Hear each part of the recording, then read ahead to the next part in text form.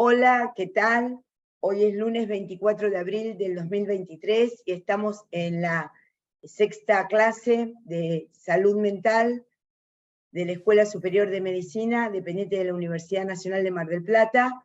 Mi nombre es María Clara Areta, me desempeño como profesora titular, me acompaña en el teórico el profesor Marcos Aymar, que es el profesor adjunto, y el jefe de trabajos prácticos, que es el magíster Hernán López Morales. Así que vamos a dar comienzo a la clase 6A, en donde vamos a ver ideación, pensamiento y juicio, y después vamos a dar las 6B, ¿sí? Bueno,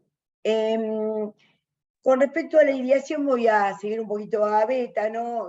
Beta toma que la ideación es el aporte de algún conocimiento que se tiene al campo justamente de la conciencia, dice Beta, ¿no?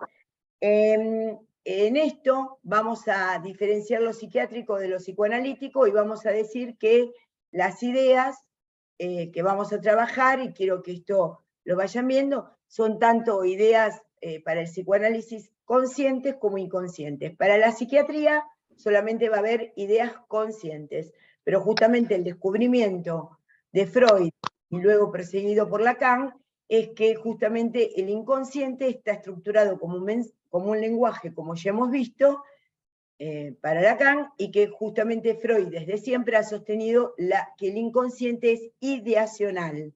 El inconsciente no es instintivo, ya sabemos la diferencia entre instinto y pulsión, ¿no? Ya sabemos la importancia del lenguaje en la pulsión humana, pero el inconsciente es ideacional para Freud desde un comienzo hasta el final de la obra, y para Lacan, están siguiendo esa idea, y tomado por la lingüística del momento, el inconsciente está estructurado como un lenguaje. Así que queda claro que para el psicoanálisis hay ideas inconscientes. Con esto, ¿qué quiero decir? No solo que no son conscientes, sino que llevan otra lógica, que es la de la metonimia y la metáfora. Quiere decir que arman un nuevo sentido. El inconsciente es una forma diferente de cifrar un sentido. No es solamente no recordar. Voy a hacerlos coanfitriones para que puedan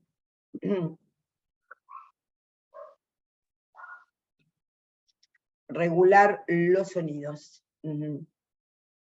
Bien. Entonces, para la psiquiatría aparece la idea como un conocimiento en la conciencia. Entonces, Beta es una clasificación de la idea, ¿no? Digamos, toma lo de capital ideativo. Lo de capital ideativo, que se usa en la psiquiatría clásica, pero ahora, digamos, no ahora, hace muchos años, y a partir del sociólogo, un sociólogo francés que habla de capital simbólico, digamos, ¿no? Entonces uno puede justamente pensar que se habla bastante de capital simbólico en este momento, no tanto capital ideativo, pero es una idea que se usaba en el sentido del otro día, estábamos tratando de hablar de qué significaba un retraso mental, etcétera. Esto de capital ideativo es la cantidad de simbólico, uno podría decir, con la cual cada persona y cada grupo social cuentan, ¿no? Esto me parece importante porque es una forma de pensar que ustedes van a tener habitualmente. Bueno, entonces toma este capital ideativo y habla de ideas concretas, símbolos visuales, mágicas, abstractas, creencias intuitivas, ¿no? Esas serían para el capital ideativo, sería para Beta normal. Yo lo que voy a resaltar de esto, y lo que ustedes tienen lo que queremos transmitirles básicamente, es tomar esto de la idea concreta, como la que aparece tomada desde lo sensorial. Entonces tuvo un conocimiento sobre, como un conocimiento muy acotado, se podría decir, sobre algo que viene del mundo de la percepción, ¿no? De los sensos perceptivos. Y la de símbolos ya es una idea más abstracta. Quiero decirles algo que me parece importante para aclarar acá, que después la van a ver en el práctico correspondiente. En realidad, la idea es la idea. que se convierte en abstracta o en concreta es según lo que uno articule en la idea, porque una idea remite a otra idea.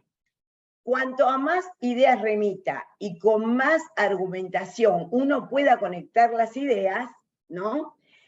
Ahí va a hablar del capital ideativo, porque no es un sumario como una computadora en donde uno puede pensar las ideas, sino que en la articulación de las ideas, en esa que una idea remita a otra idea, en que una idea remita a otra idea y cómo articule, ustedes van a ver las redes de conexión y significación que pueden lograr esas ideas, ¿se entiende?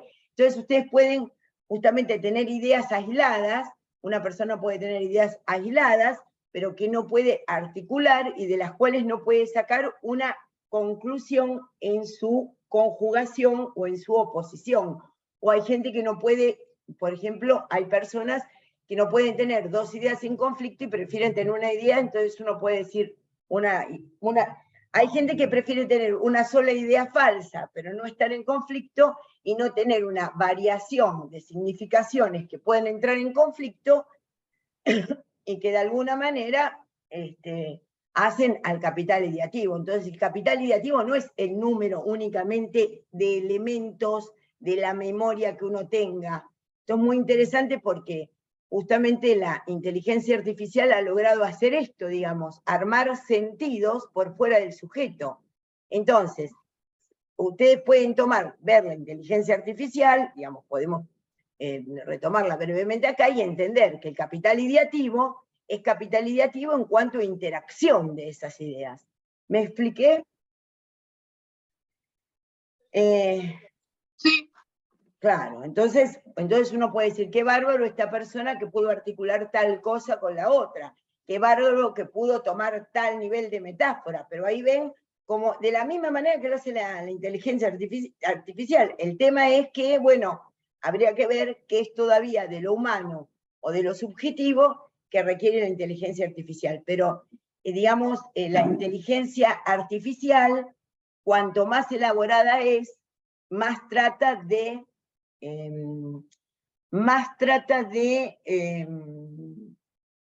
parecerse a la inteligencia humana. ¿Por qué? Porque justamente hay un grado de sutileza en donde no podemos pensar que todo el capital ideativo es un conjunto de datos. Ustedes pueden tener un conjunto de datos enormes para la medicina y no entender cómo se articulan. ¿Podrían ampliarlo un poquito más ustedes, Marcos y Hernán? Así vamos a las alteraciones de la ideación.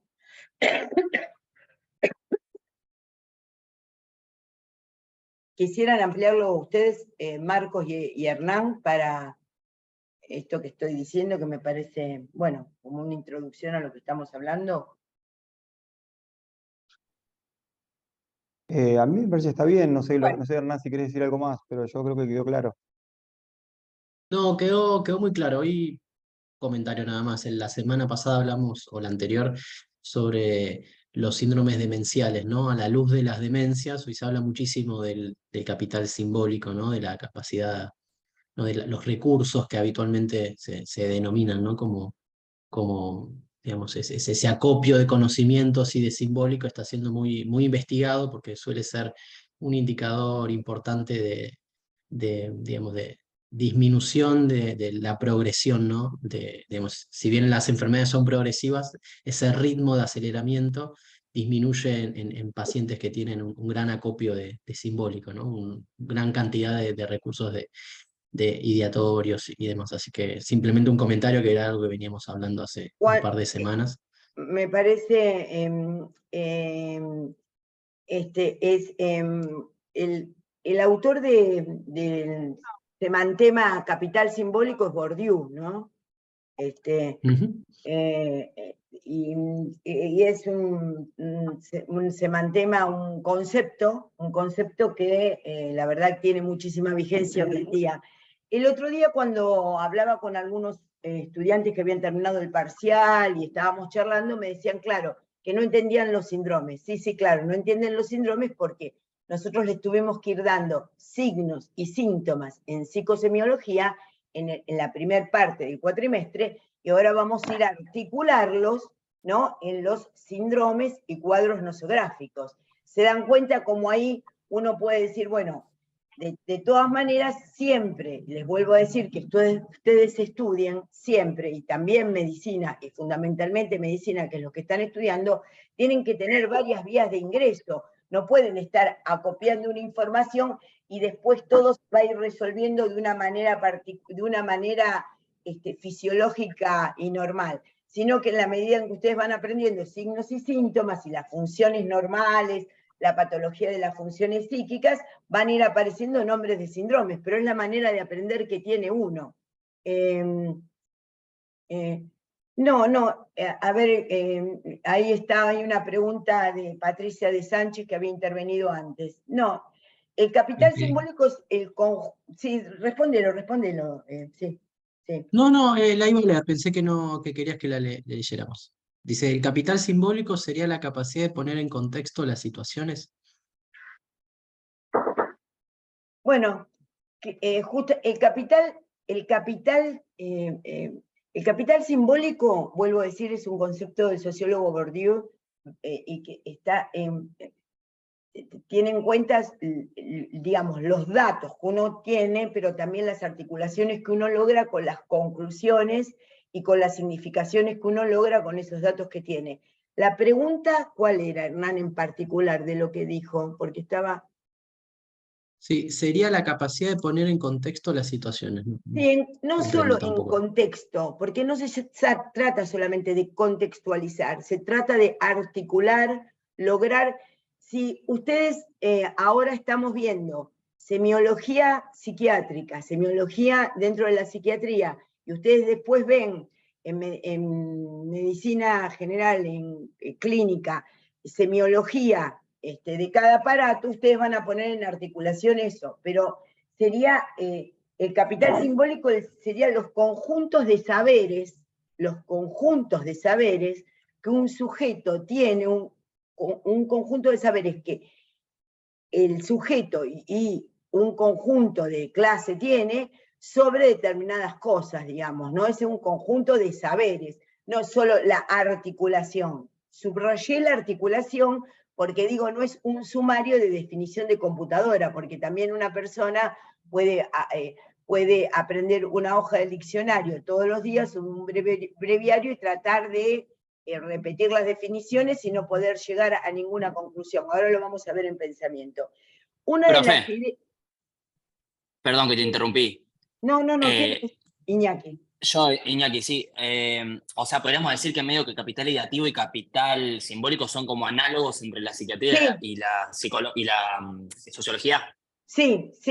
Bien. ¿Te parece bien, Hernán, decirlo así? Sí.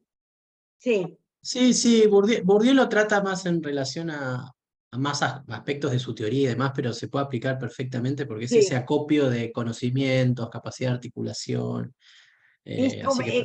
También procedimientos instrumentales, ¿verdad, Hernán?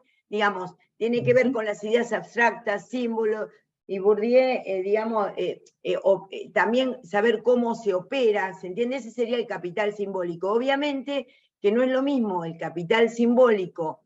Ahora, digamos, si ustedes aprenden restringidamente un aspecto y saben que en una angina van a dar antibióticos cuando las placas sean purulentas o salgan de la garganta, ¿no? O se vean algodonosas en la garganta. Pero ustedes no entienden nada del estreptococo. Obviamente hay una dimensión de saber por qué, digamos, la práctica de la medicina es compleja. La práctica de la medicina es compleja porque aparece una gran cantidad de ideas sobre lo que es la salud, la enfermedad, la clínica médica, la pediatría, todas las, digamos, especialidades que ustedes van viendo y las disciplinas que ustedes van viendo, pero después eso les tienen que tener implica ganar un capital ideativo que después tienen que instrumentar en una consulta con un paciente. Todo eso sirve para resolver una situación. Por eso, como vieron en primer año en el trabajo que escribí, la medicina no es una ciencia porque es una práctica, porque todo lo que ustedes aprenden de lo abstracto, de lo episteme, después lo ponen en relación a la práctica clínica, ¿se entiende? Y la práctica de la medicina como clínica es eso, también tener recursos operativos. Los recursos operativos también entran dentro del capital simbólico, efectivamente. Bueno, muy bien, muchas gracias por participar.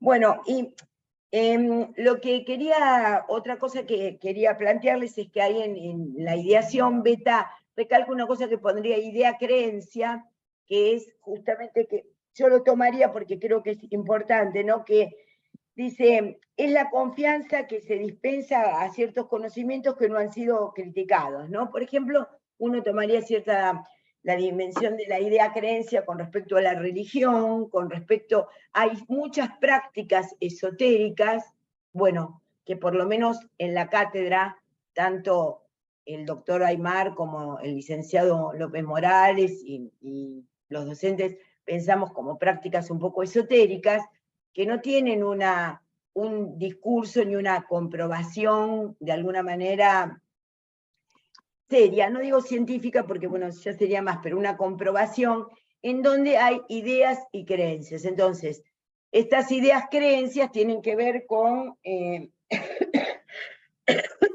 con la dimensión de,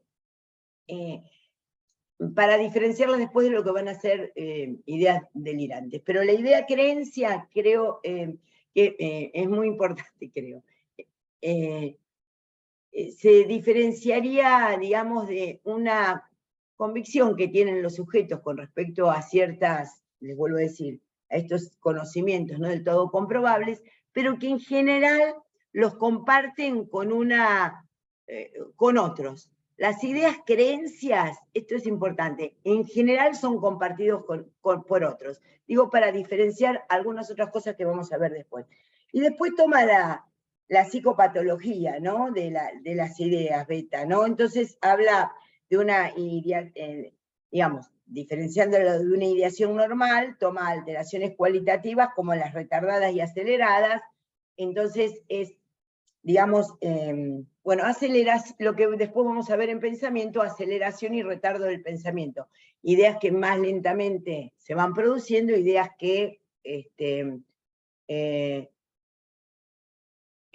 bueno, ahí van ustedes atendiendo el chat, ¿no? Que van apareciendo. Justamente en la ideación retardada aparecen justamente la confusión mental, la demencia, y como idea acelerada, el paradigma de la ideación acelerada es la manía, ¿no? La exaltación, esa es. Y después toma ideas patológicas cuantitativas, ¿no? Que ahí entramos en un gran terreno de lo que es la salud mental, en un gran terreno de lo que es la psiquiatría, el psicoanálisis, las diferencias con el psicoanálisis, Profe, etc. perdón, ¿las cuantitativas no eran la aceleración y el retardo de la ideación? ¿Y las cualitativas son ahora las que vienen? No, está al revés, está mal puesto en el libro. Son cualitativas. Bien, joya. Tenés razón. No. Gracias. No. Tenés razón, hay un error. No.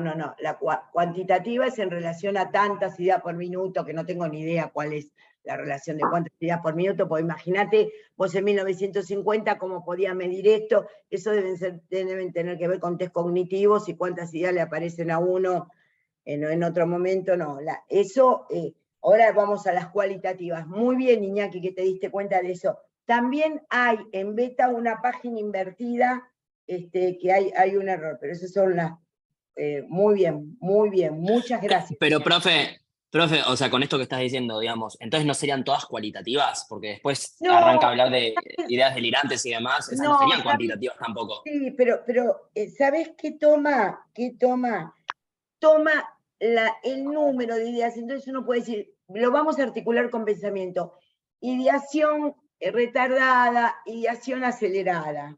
¿Me entendés? Eso queda así con ideación. En realidad, cuando nosotros hablemos, vas a ver de aceleración y retardo, vamos a hablar de pensamiento, que está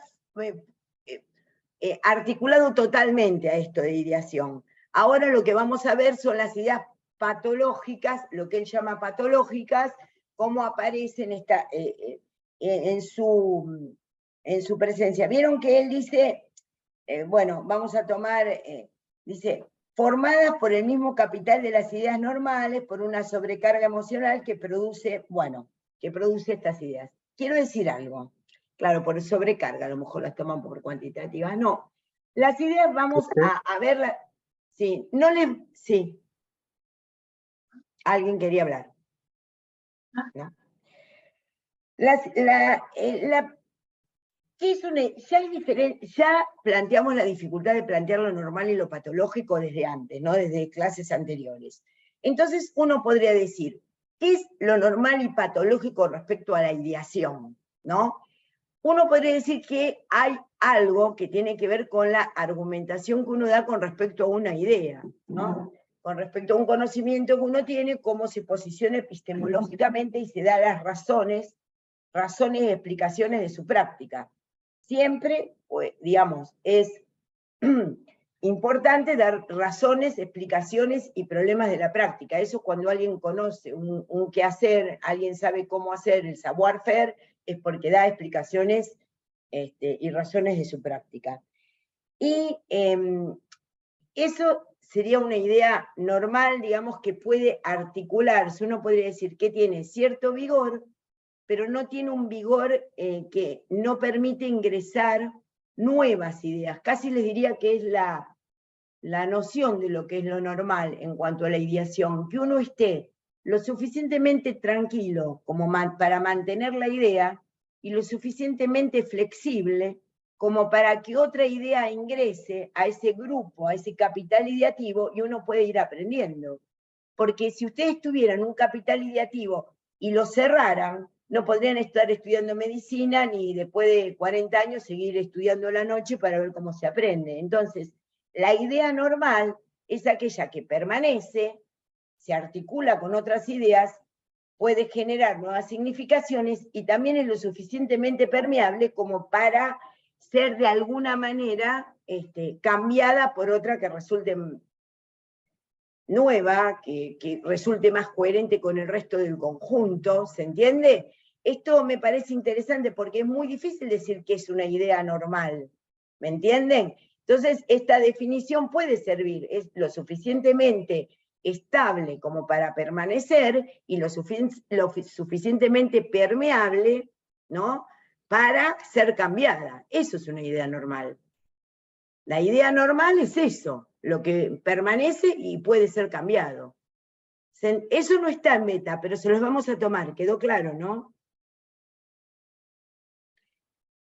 ¿A qué se opone esto? Ciertas ideas que son patológicas, que quiere decir que no reúnen estos dos elementos, permanencia, articulación y producto de la significación, sino que son ideas que de alguna manera han roto, se han desarticulado del resto de las ideas, Esto se lo digo a Hernán que está viendo la clase y por ahí hay otras personas que siendo psicoanalistas ven las clases, ya lo sé, no puedo dejar de pensar, obviamente, en el esquema freudiano y en lo que Lacan nos enseñó, ¿no? Aislamiento, asociación de ideas. Bueno, entonces, en ese punto uno podría decir, una idea tiene estas características como normal, y ¿qué pasa cuando aparece algo que se llama idea delirante? Ustedes me dirán, no sabemos síndrome delirante, ya lo sé, por eso les damos la idea delirante para ir después a articular el síndrome delirante, ¿se entiende? Y acá dice, esta definición de Beta es muy interesante, la voy a leer a la letra.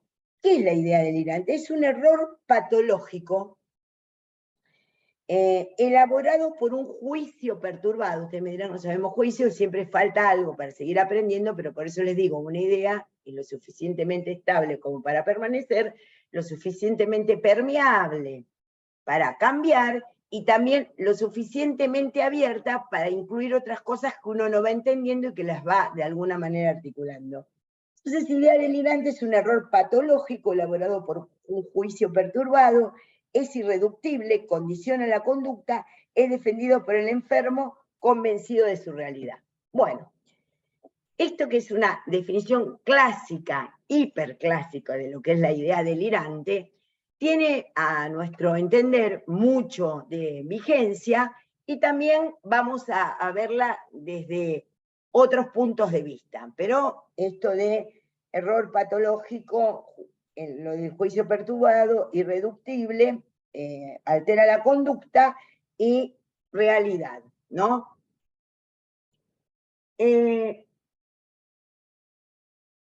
Entonces, ustedes pueden pensar, si alguien cree en Jesús y es católico, ¿verdad? Cree en la Santísima Trinidad. Voy a decir algo que caracteriza a la Iglesia Católica. En la Santísima Trinidad. No, eso caracteriza a la Iglesia Católica. La idea de la Santísima Trinidad. Dios Padre, Dios Hijo y Dios Espíritu Santo. Y otro cree en Buda, ¿no? Y otro tiene como religión Buda, el budismo. Y otro tiene como religión el judaísmo, entonces no cree en la Santísima Trinidad porque no hay Padre Dios, Padre, Hijo y Espíritu Santo. Pueden ser tanto posiciones, o alguien cree en el Islam, no en el Islam y toma como el Corán como pueden ser posiciones, ideas, creencias de una religión, o pueden convertirse esas mismas ideas en ideas delirantes en cuanto aparezcan como irreductibles, defendidas por el enfermo vigorosamente, y alteren la conducta y tengan que ver con la realidad. Entonces, ¿cuál es el concepto que les queremos dar? La idea, entonces, se puede pasar de idea creencia religiosa, idea normal, en el libro de psicosemiología, a idea delirante, y es la misma idea que, por ejemplo, puede ser una determinada fe en una determinada religión. Entonces, el contenido de la idea no es tan importante para determinar si la idea es normal o patológica, sino la posición del sujeto. La posición del sujeto es determinante para pensar si una idea es una idea creencia, una idea normal, con permanencia, con amplitud para ser justamente reemplazada por otra y con participación en las otras articulaciones de pensamiento, y esa misma idea puede ser delirante si aparece, como dice, por un juicio perturbado. Ahora vamos a ver un juicio perturbado, altera, da una certeza, y nosotros les vamos a agregar, bueno, lo que dice Beta, que altera da la realidad, una deformación dada de la realidad, y nosotros les vamos a agregar autorreferencialidad. Lo que vamos a agregar en la cátedra es esto de la autorreferencialidad y certeza de las ideas delirantes. ¿Saben lo que es autorreferencialidad? Autorreferencialidad implica que lo que se está hablando siempre tiene que ver con el yo, con el yo, con mi yo. Si alguien entra a una casa y dice, qué calor que hace acá, hace calor, o qué calor, uno puede pensar, bueno, qué calor que tiene la persona, pero en cuanto alguien piensa, cree que yo prendí la calefacción para que se sienta incómoda, esa idea es autorreferencial, porque es un agregado, una conexión a esa idea en relación al yo. Voy a decirlo de una manera vulgar que se entiende. La gente dice, che, pero ¿por qué te tomas todo tan personal? Esa es la expresión vulgar para la autorreferencialidad. Ahí aparece una pregunta de Adrián. Ahora vamos a tomar la idea, el chiste. La idea que cuando la gente dice, che, ¿por qué siempre pensás que estamos hablando de vos? ¿Por qué?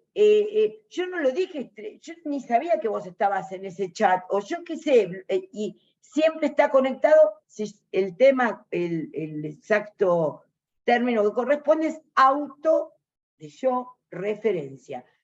El yo termina siendo la referencia de todas las cosas. Entonces, una característica de las ideas normales es que no hay autorreferencialidad.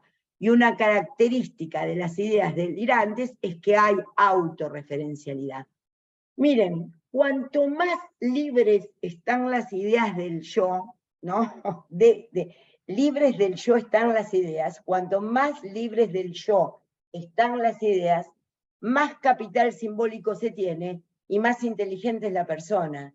Cuanto la persona está más agarrada a esas ideas, creyendo que son el yo de ella, o de esa persona en particular, más torpe es el pensamiento de esa persona, entonces no puede discutir ni cuántos lados tiene un cuadrado.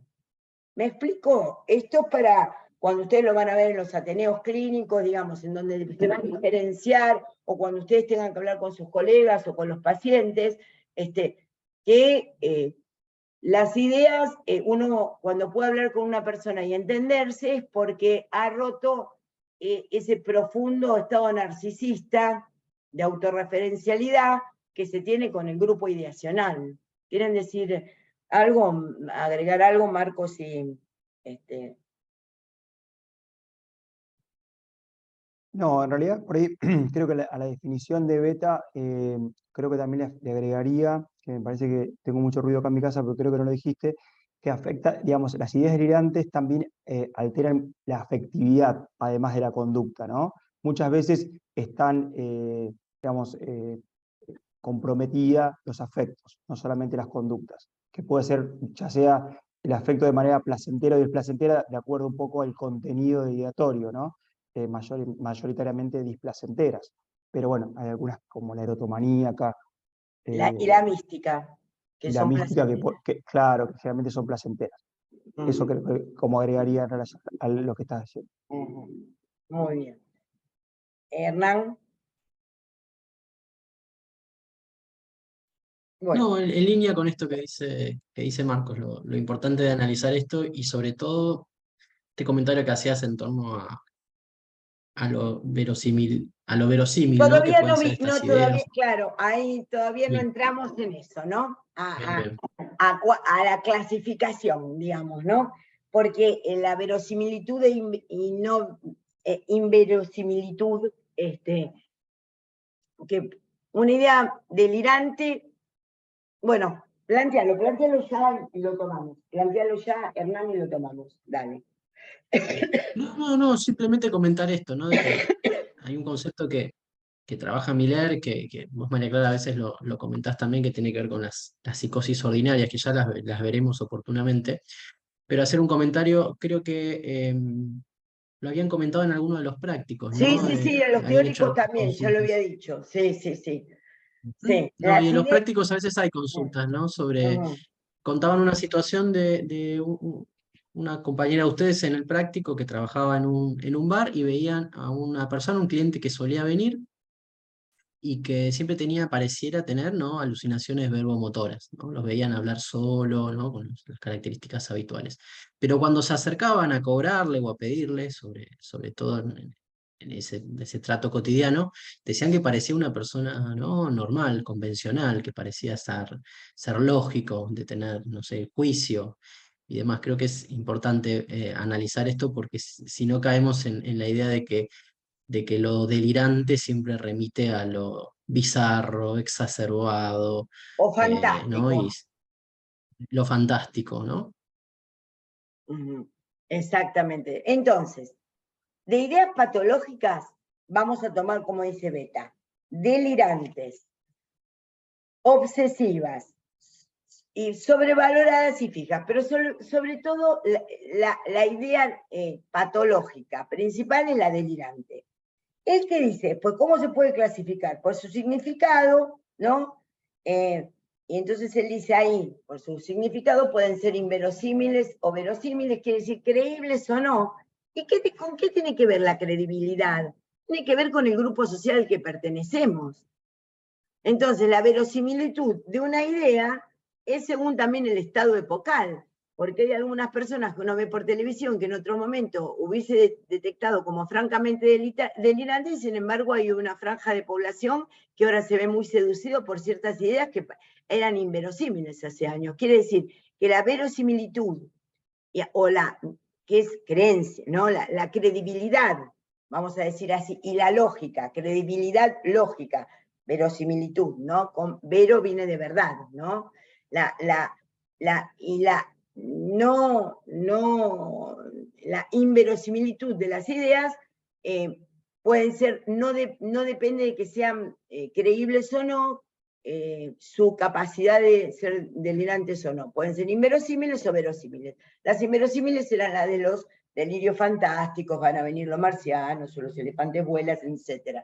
Pero como decía Hernán, hay ideas delirantes que son muy, muy concretas y que son como la posición del sujeto, es lo que planteamos. Es lo que las hace ser delirantes.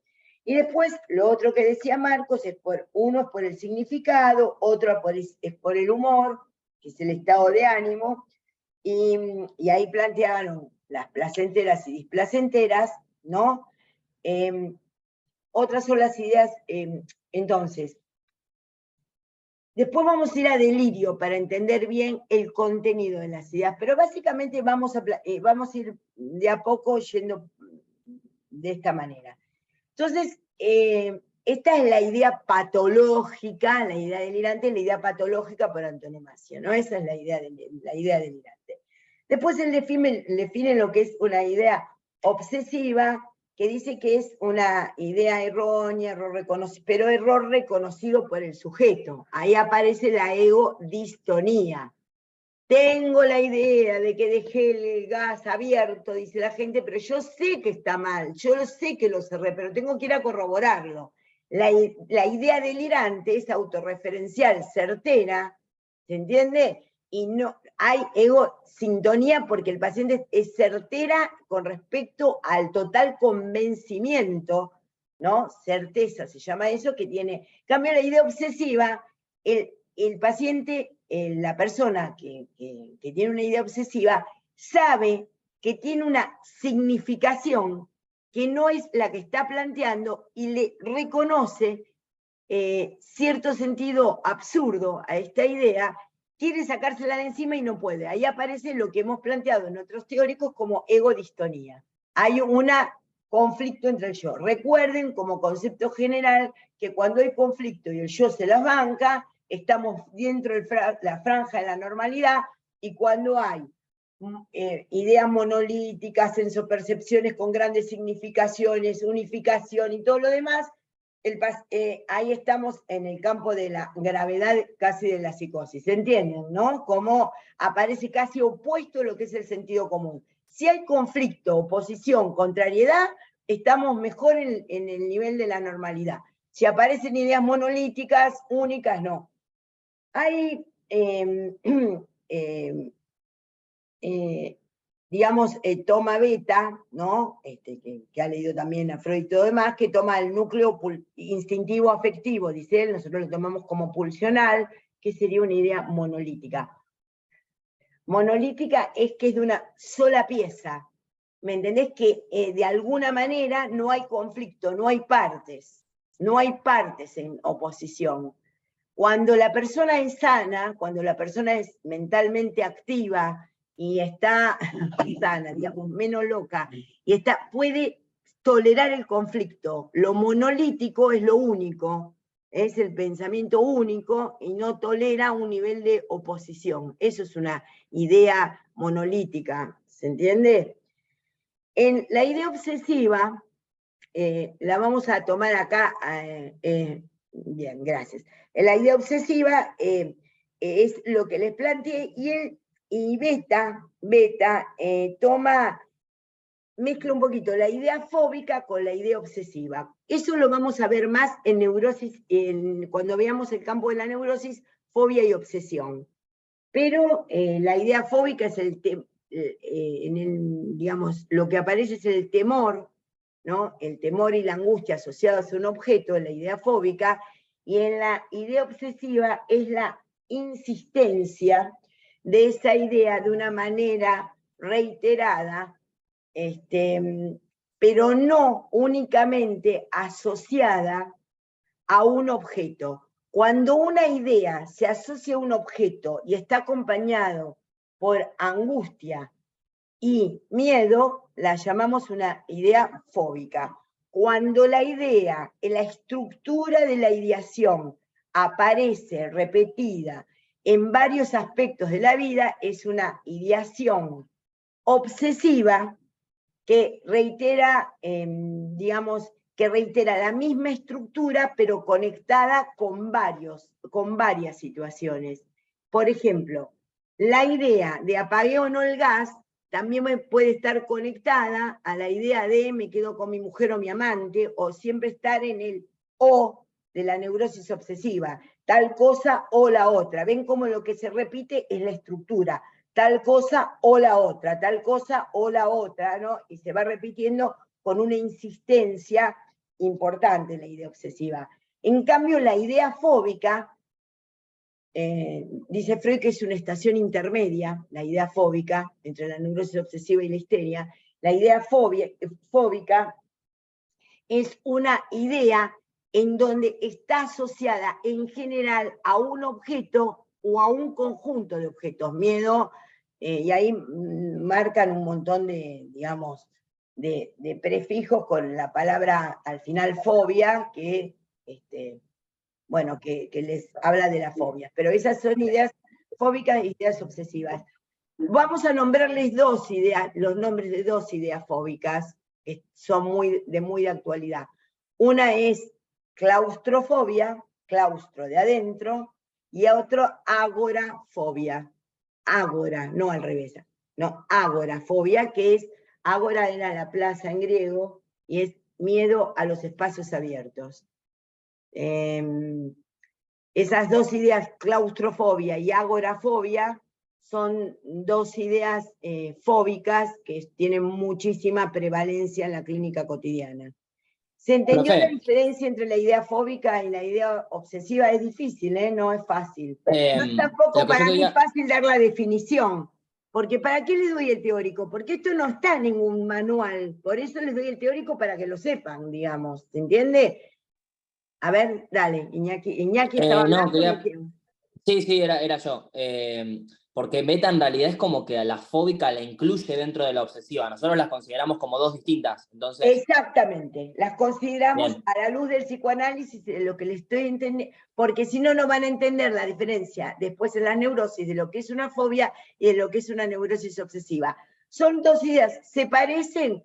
Sí, bueno, se parecen como se parecen todas las ideas, pero en la neurosis, en lo que aparece en la obsesión, justamente es la repetición de la estructura con un montón de elementos, con el universo de elementos, ¿se entiende? En cambio, la fobia es una concentración, en general, a algún elemento donde se ha depositado la libido. Por ejemplo, tener miedo a los perros, tener miedo a los caballos, tener miedo a los exámenes, pero en general hay una concentración particular y las ideas fóbicas corresponden a la fobia, que está más cerca de la histeria, y la neurosis obsesiva es neurosis obsesiva. Lo que vulgarmente se llama trastorno, la gente llama TOC, o no sé, bueno, TOC, sí, trastorno obsesivo compulsivo, que está, después lo vamos a discutir en la otra clase. Entonces ahí yo ahí me parece justamente, si ustedes quieren aprenderse las ideas, el prefijo con las ideas, que en general son del griego, y les pueden servir para los programas de preguntas y respuestas, lo pueden aprender perfectamente. Nosotros no les vamos a tomar esa lista de qué es miofobia, miedo a los ratones. No, la verdad que no sí podemos hablar, y les voy a dar otra, que es zoofobia, sí que es el miedo a los animales, que se ve habitualmente, pero tampoco bueno. Entonces, las ideas patológicas eran la idea delirante, que la vamos a asociar particularmente a la psicosis, y es una idea producto para la psiquiatría clásica de un juicio perturbado, desviado, que es autorreferencial, que es monolítica, que altera la conducta y la afectividad, y que es certera, ¿sí? Autorreferencial, certera, altera la afectividad y la conducta, y da una idea de la realidad. Se da una perturbación de la realidad. Y luego tenemos lo que aparece como idea obsesivas y ideas fóbicas, que después los vamos a ver en la nosografía, que corresponden ya al campo de la normalidad neurosis, que tienen que ver con ideas, conocimientos en relación a esto. La idea es la idea obsesiva, digamos, retoma la estructura en la universalidad de las ideas, y la idea fóbica los concentra. Bueno, y están también, alteran también la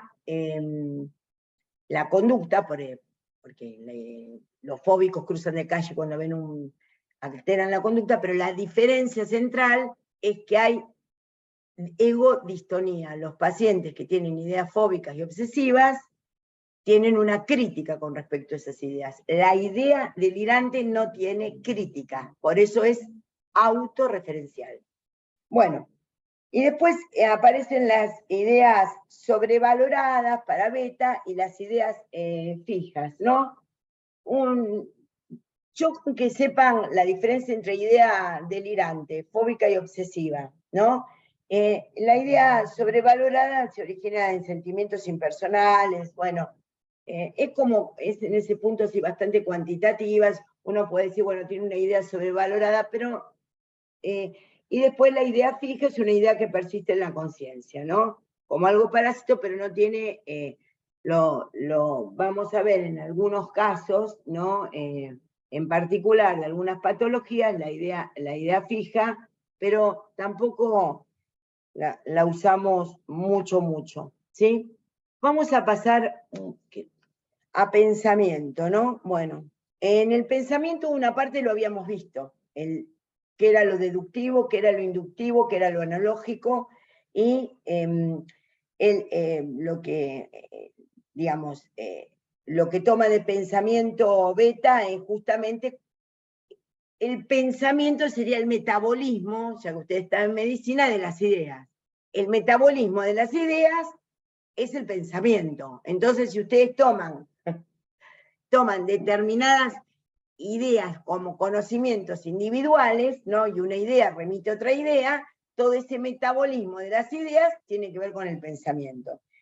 Entonces, justamente aparecen las leyes de ese metabolismo de las ideas, que es el pensamiento. Entonces toman leyes asociativas, ¿no? Que ya lo vimos cuando vimos en psicología inconsciente y consciente, digamos, ¿no? Leyes por asociación o contigüidad, es por metonimia, ¿no? Ley de asociación por contigüidad espacial, bueno, pero digamos que las leyes del pensamiento consciente son leyes asociativas, ¿no? Que se rigen por la lógica aristotélica tradicional. Y las leyes del pensamiento inconsciente, que no están en beta, por supuesto, porque no es psicoanalista, se manejan por metáfora y metonimia, ¿no? ¿Se acuerdan cómo Ciber mandó el síntoma? Y lo vamos a ir retomando en lo que veamos de neurosis y psicosis, pero ustedes ahí tienen ley de asociación de ideas en este punto. Había una pregunta que había hecho Adrián con respecto al chiste. Está muy bien hecha esa pregunta, ¿no? La cuestión de poder pensar la idea, el chiste es una producción intelectual muy elevada y que implica mucho juego de metáfora. Mucho juego de metáfora. Quiere decir que cuando una persona hace chistes, digamos, y digamos, puede lograr la risa en el otro, es porque logró una nueva significación. Me acuerdo que un amigo me contaba que iba a venir, no sé, una persona muy inteligente al que él se refería, iba a venir un tal tipo que se llamaba Fernández Pavón, me parece que se llamaba Fernández Pavón, hace muchos años, de esto me lo contó hace poco un amigo. Entonces, viene el tipo que venía como con mucha, así, con mucha fama, y resultó ser bastante estúpido lo que decía. Entonces esta persona muy inteligente dijo, este es más Pavón que Fernández, ¿no? Hablando justamente de pavo. Ven cómo ahí lo que logra es decir que este es un pavote, jugando con el nombre, ven ahí, eso implica justamente la inteligencia que da la articulación de un nuevo significado. Entonces el chiste es muy importante, y es muy importante para el psicoanálisis también, porque siempre que se produce una risa es porque se ha logrado, dice Freud, abrir una represión y ha acontecido una nueva significación, ¿sí? Esto es muy importante. Bueno, entonces, de alguna manera, que por ahí lo trabajan un poquito más en el práctico, aparecen las leyes. Yo tomaría, Hernán, para esto mejor espacio, tiempo, los a priori kantianos y pensar ciertas leyes de la lógica en donde principio de no contradicción, digamos, para el pensamiento consciente, ¿no? Y principio de identidad. El pensamiento consciente está sostenido en el principio de si A es A, no es B, ¿no? A es A, principio de identidad, principio de no contradicción, y justamente poder justamente tomar, digamos, una dimensión en espacio y tiempo, como para poder pensar lo que sería el pensamiento consciente, ¿no? A ver si vos querés agregar algo más. Hablando de la No, en esta normalidad. línea, sí. Exacto, sí, sí. La idea que dice María Clara de los a priori kantianos, ¿no? La idea de que A es A, como dice María Clara, y principio de no contradicción. A no puede ser al mismo tiempo B. Entonces es esta idea de que una idea, digamos, una idea, un pensamiento, una elaboración, tiene identidad en sí misma y una cosa no implica, digamos, tener una propiedad al mismo tiempo implica no tener la propiedad contrapuesta. Es un poco complejo, ¿no? Son los a priori kantianos, pero básicamente el pensamiento de la normalidad está atravesado por estos dos a priori, ¿no? Casi como podríamos decir que es imposible pensar por fuera de las leyes del tiempo y del espacio. Entonces, todo, digamos, cuando ustedes piensan algo y el otro los entiende, aunque ustedes no entiendan que el no contradicción y principio de identidad y de no contradicción, digamos, ustedes hasta este momento no lo sabían, pero estaban sostenidos en esos principios aunque no los conocieran. ¿Se entiende? Cuando uno, entonces, estamos tratando de ver qué es ¿Ven qué difícil que es ver qué es el psiquismo? Porque tiene que ver con esto. Bueno, y después va a tomar beta quiero decirles que para las ideas inconscientes no hay principio de no contradicción ni principio de identidad. En los sueños puede aparecer uno dice, soñé con mi papá, pero al mismo tiempo era mi tío, ¿no? Entonces uno le puede estar pensando, está sujeta al cuento del tío, el papá era el tío, bueno, como Hamlet, bueno, un chiste de psicoanalistas. Entonces, uno podría estar pensando, digamos, que A es al mismo tiempo A y B para las ideas inconscientes, porque las ideas inconscientes y las formaciones del inconsciente no están reguladas por las reglas que corresponden al pensamiento consciente. Eso es el inconsciente, es una forma de articular las ideas diferente. Cuando se dice Pavón, es más Pavón que Fernández, ¿no? Es más Pavón que Fernández, uno puede decir, ¿de dónde toma Pavón? Bueno, del dicho popular, pava, es un pavo, pero eso es un lunfardo, digamos, ¿no? Es un boludo. Entonces, Adrián, estás ahí. ¿Qué tal? ¿Qué tal? Bueno, gracias por estar participando, Adrián, en la clase. Muchas gracias. Te mandamos un gran saludo. Siempre le agradezco a Adrián y ahora lo hago frente a ustedes de la gran posibilidad que me dio de al final casi de mi carrera, poder enseñarles y tener esta tarea, así que yo siempre le voy a estar agradecida a Adrián, que confió en mí y estoy profundamente agradecida, así que gracias. Entonces, la idea de consciente, el sistema consciente se maneja de una forma, lógica, con esta lógica y la idea inconsciente de otra. Ahora vamos a ver dentro de lo que el doctor Beta toma, que es la cuestión de las ideas conscientes, que es, por ejemplo, la alteración del ritmo, ¿no? La alteración del ritmo del pensamiento. Esto es muy importante, muy importante. Marcos, Hernán, nos afilamos para esto, porque esto sí queremos transmitírselo, que es de la psiquiatría clásica, y es muy útil para ustedes como médicos generalistas, re útil. ustedes ven que dice alteración del ritmo, ¿no? De la coherencia y porque es muy importante. Cuando él dice hay un ritmo normal, otra vez, ¿qué es lo normal? Es lo que puede ser compartido por otros. Acá no tiene mucho para articularse, para confundirse. ¿Qué es lo normal en salud mental? Lo que puede ser compartido. En ese punto no tiene mucho para equivocarse. Lo que puede ser entendido, comprendido, pensado con el otro, opuesto, eso en general es lo normal. Entonces, ¿qué es un ritmo? No sé, por ejemplo, si nosotros pensábamos hace 30 años que iba a haber TikTok, ese ritmo era acelerado, pero ustedes son del ritmo del TikTok, entonces uno tiene que mandar un audio de 30 segundos y uno dice, qué hincha pelota, esta me escribió me habló 1 minuto y medio, entonces uno lo pone en 1,5. ¿Ven cómo el ritmo tiene que ver con el entendimiento del otro? Esto es algo, a ver, esto tampoco está en beta, por eso se lo estoy enseñando. Es un ritmo que el que está escuchando entiende, es un ritmo adecuado. Es un ritmo que el otro no entiende, es un ritmo inadecuado.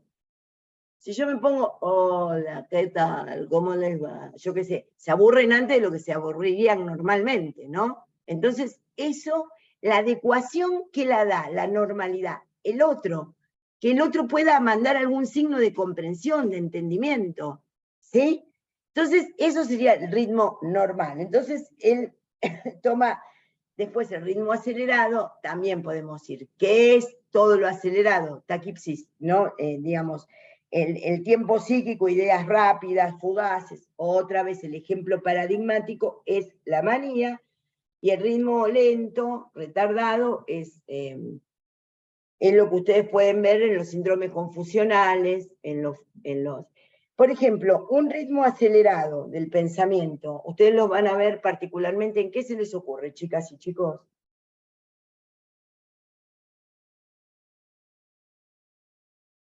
Un ritmo acelerado, ¿en qué cuadro? ¿Ven? Están en la guardia. En un estado de excitación psicomotriz. Muy bien, muy bien. ¿Quién lo dijo?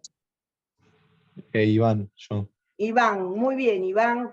Una excitación psicomotriz. Y si vos tenés un síndrome de excitación psicomotriz, y suponete, vos ves a una persona con ritmo acelerado, ¿no? Suponete que sea un joven que viene acompañado de otros jóvenes, lo ves con una excitación psicomotriz y con un ritmo acelerado de pensamiento, ¿qué podés pensar que le pasó? ¿Qué tiene? ¿Algo orgánico o algo psicológico? No sé. Muy bien. ¿Y qué pensarías? Muy bien. Y bueno, no sé, puede ser que haya consumido alguna sustancia o muy bien. Ahí que contestaron. haya pasado algo en la Muy casa o bien. en la calle. Muy bien, muy bien, muy bien. Violencia, consumo de drogas, muy bien. Y está Aceleretti, muy bien. Si sale de una fiesta electrónica, está con ritmo acelerado y entra a la guardia con ritmo acelerado, seguramente no es que tiene una enfermedad neurodegenerativa, ¿me entiendes? Lo más probable es que esté con el consumo de drogas. Muy bien, bueno. Y bueno, y el ritmo retardado lo ven también en las depresiones, melancolías, hipotiroidismos, etcétera, retardos mentales. Bueno, para las definiciones, ahora vamos a ir a, cuando vieron cuando dice definición y concepto, ¿no? De etapa de elaboración, etapa crítica, para pensar los juicios, ¿no?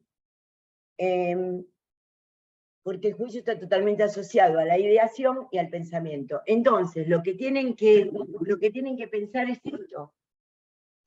Vamos a tomarlo así en la cátedra.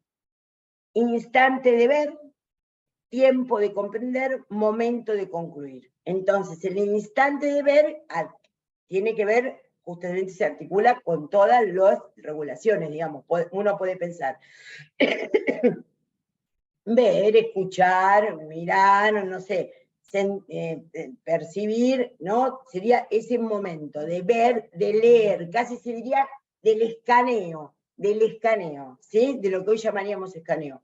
La comprensión es el tiempo de articulación de los datos que les decíamos. Y el momento de concluir es el juicio. Pero lo que pasa es que a veces se hace tan rápidamente que uno ve, por ejemplo, en el colectivo, una persona que le está metiendo la mano en la cartera a otra persona y le está haciendo un movimiento tomando entre sus dedos su celular. ¿Cuánto tiempo tarda en ver, comprender y hacer el juicio de que le está robando el celular? Un instante. ¿Ven cómo ver, comprender y tiempo, instante de ver, tiempo de comprender y momento de concluir, a veces son rapidísimos y se hacen en un momento, y a veces pasan años, porque uno dice después, en los velorios se ve muy seguido, ¿no? Se ve muy seguido, uno dice, ahora entiendo cuánto lo quería. En los divorcios también. A la gente se le despierta un juicio interesantísimo en los divorcios y separaciones. Claro, fui una boluda, no me di cuenta que cuando hacía tal cosa, tal otra, cuando hacía la otra, tal otra. Es como que ese proceso se llama resignificación. Vamos a anotarlo para el práctico, ¿no? Resignificación. Implica entender un tiempo después la significación de los hechos. A veces uno los ve, no los comprende y no concluye. Y a veces es rapidísimo el momento. Esto también tiene que ver con la inteligencia. Hay gente que lee en el momento, ¿no? El otro día estábamos con Marcos, estábamos en una librería y había un señor que decía, había gente, ¿no? Entonces el tipo decía, no, es que no me atienden. El librero estaba atendiendo, digamos, no era que la gente no estaba atendiendo, ¿no? Y la verdad que el tipo lo decía con tal afectividad, decía el tipo, no me atienden, que yo le digo, a este hace mucho que no lo atienden, que sería un contenido sexual. ¿Ven cómo ahí aparece una nueva significación y aparece el chiste por lo que decía Adrián? ¿Ves? Adrián, no Adrián Sino el estudiante Adrián. Bueno, ahí, por ejemplo, en eso uno podría decir, hacer el chiste implica una conexión con algo que tiene que ver con lo inconsciente, porque es darle otra significación. Y por eso les digo que el inconsciente es una forma de cifrar el pensamiento. Es una forma de cifrar. Ahí tiene otro ejemplo en donde dale, el tipo, no me atienden, pero lo decía ya como, era una persona absolutamente normal, les quiero decir, dentro de la normalidad, pero ya lo decía de una manera tan insistente, el no me atienden, que a mí se me ocurrió el chiste, ¿no? A lo que a Marcos le causó gracia, y ahora por eso lo retomo acá, ¿no? Que entonces era como que pretendía que todos los libreros, más todos los que estábamos ahí esperando, lo atendiésemos. Bueno, cada cual espera su turno y a veces no le llega el turno nunca a uno, ¿qué le va a hacer? Bueno, a veces sí. La vida es así, a veces a uno lo atienden y no lo atienden. Bueno, entonces, el juicio es esa conclusión. Entonces, ven cómo vimos, ideación, pensamiento, juicio. Entonces, instante de ver, momento, y el instante de ver lo vemos en todos los sensoperceptivos. Instante de ver, tiempo de comprender, vemos toda la elaboración del pensamiento, momento de concluir, juicio. ¿Se entendió? Y ahora, ¿cómo pueden ser los juicios, no?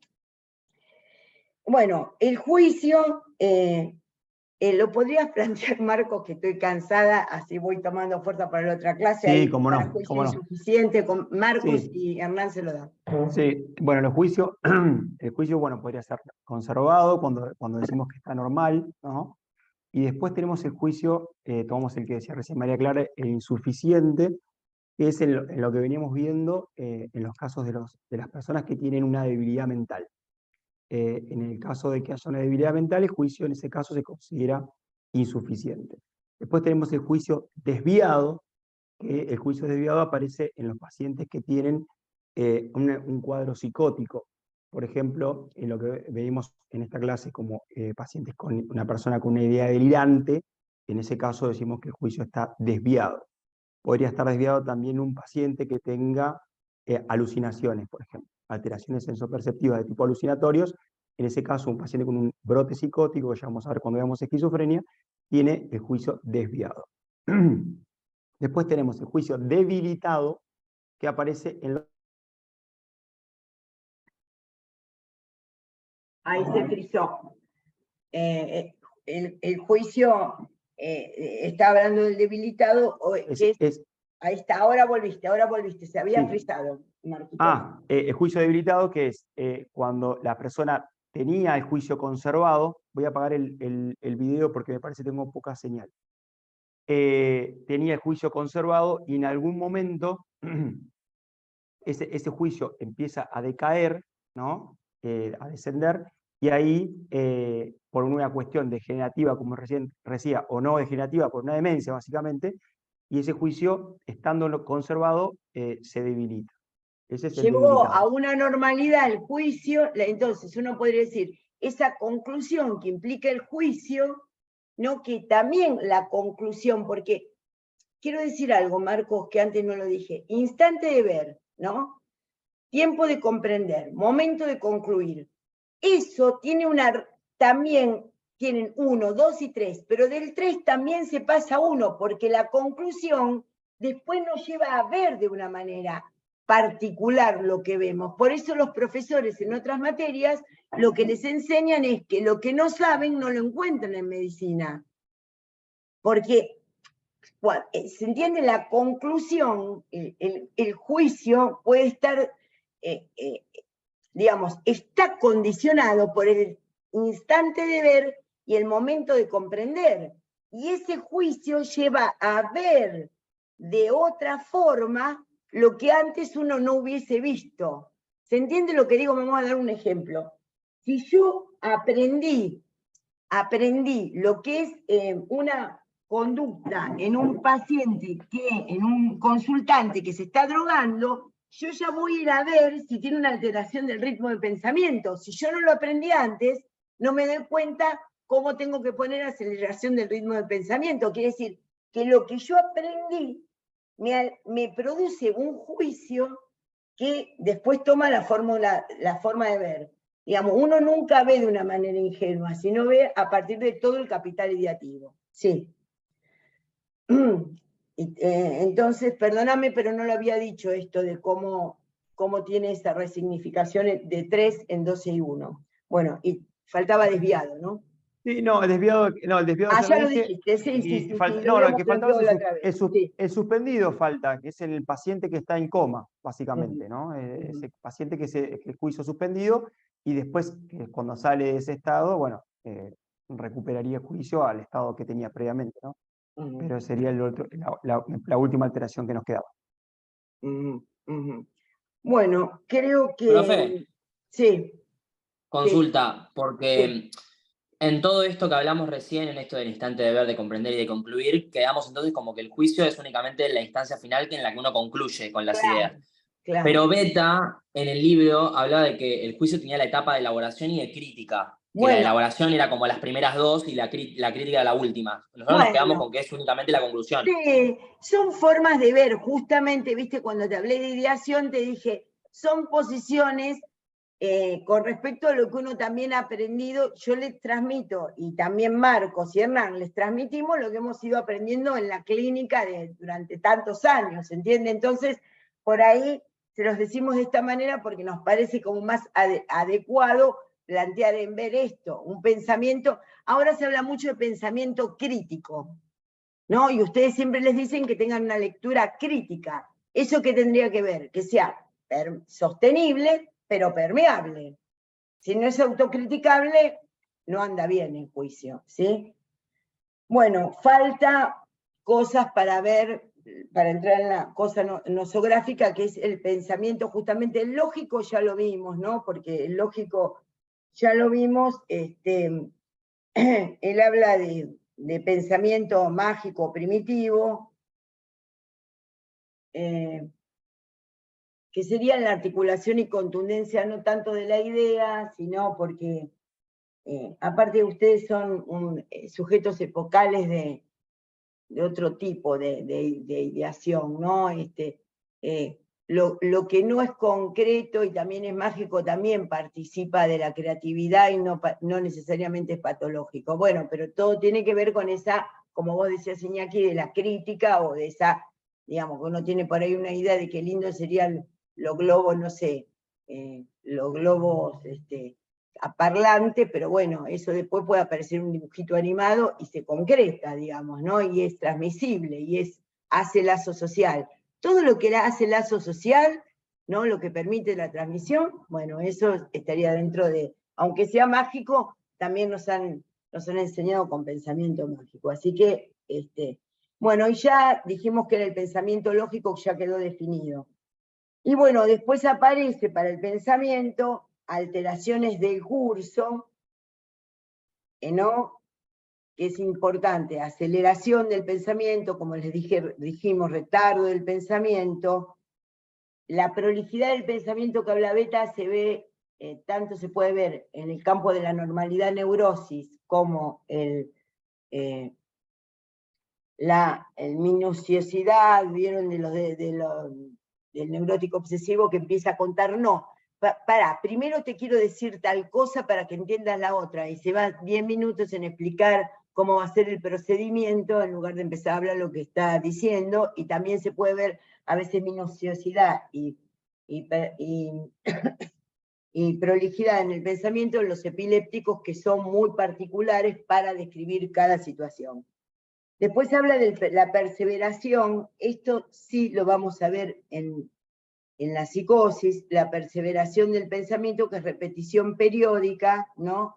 Y automática de palabras en curso. Esto se ve, es muy interesante porque cada tanto aparece cierta parasitación de cierta repetición periódica de palabras mezcladas, ¿no? Sí, te estoy diciendo, y a cada rato digo sí, porque taza, porque no sé qué, y al rato aparece taza. Hay que diferenciarlo de la perseveración del pensamiento, aquellas personas que tienen algunos, ¿cómo se llama esto en el lenguaje habitual? Muletillas, ¿no? Muletillas.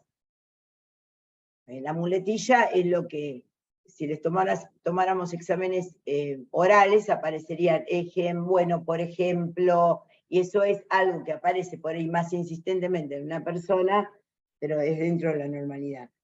Bueno, está el gran concepto de interceptación del pensamiento, que es lo que planteamos ya en su momento, cuando vimos justamente alucinación, que es la interrupción brusca del curso del pensamiento que se reinicia instante después, retomando un curso anterior, a menudo diferente. Y la interceptación es estar interceptado por las voces. Esa es una enorme alteración del pensamiento,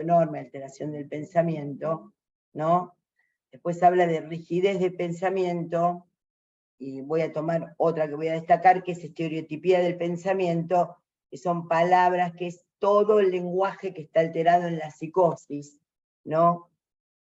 Que es estereotipía, verbigeración, ¿no? Que son particulares formas de parasitación del pensamiento por repeticiones que se dan, y después el gran trastorno del pensamiento patognomónico, que es la disgregación del pensamiento. La disgregación del pensamiento como alteración del curso del pensamiento es cuando el pensamiento está tan deshilachado que perdió toda conexión, ¿no? Toda conexión, ya es típico pensamiento disgregado de la esquizofrenia.